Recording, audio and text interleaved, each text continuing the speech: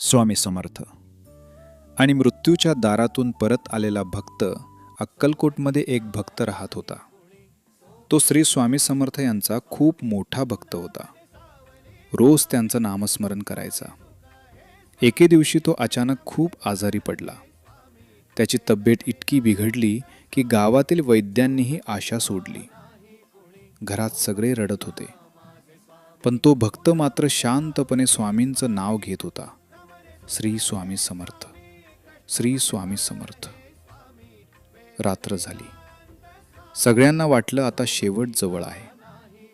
तेवढ्यात त्या भक्ताला एक अद्भुत स्वप्न दिसलं. स्वप्नात श्री स्वामी समर्थ स्वतः त्याच्या समोर उभे होते. स्वामी म्हणाले, घाबरू नकोस, अजून तुझा वेळ आलेला नाही. असं म्हणत त्यांनी त्याच्या डोक्यावर हात ठेवला. सकाळ झाली आणि सगळे आश्चर्यचकित झाले. तो भक्त हळूहळू डोळे उघडू लागला. काही दिवसात तो पूर्णपणे बरा झाला. तो धावतच स्वामींच्या दर्शनाला गेला आणि त्यांच्या चरणी पडला. डोळ्यात अश्रू होते. स्वामी फक्त हसले. आमचं नाव घेतलंस ना, मग भीती कसली.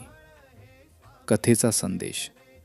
स्वामींचं नामस्मरण खूप शक्तिशाली आहे. खरी श्रद्धा मृत्यूलाही दूर ठेवू शकते.